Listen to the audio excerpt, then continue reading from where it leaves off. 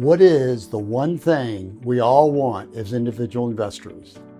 Don't we want our investment accounts to go up when the market rises and not go down when it drops?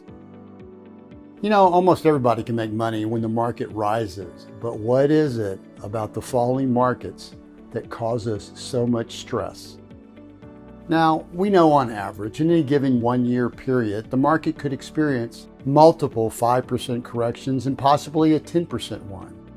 These normal wiggles just don't mean much in the whole scheme of things.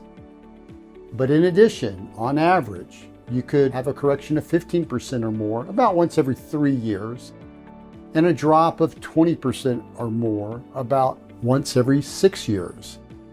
If you've been investing for a while, you already know this. But what do many investment firms tell us? Well, they say you should invest for the long term. Stay diversified.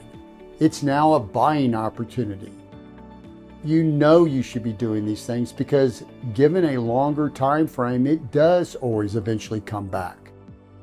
But aren't there some things in our lives that we know we should not do, that we know are not good for us, but we still do them anyway? I mean, my things might involve an extra scoop of chocolate ice cream, or maybe not going to the gym that week.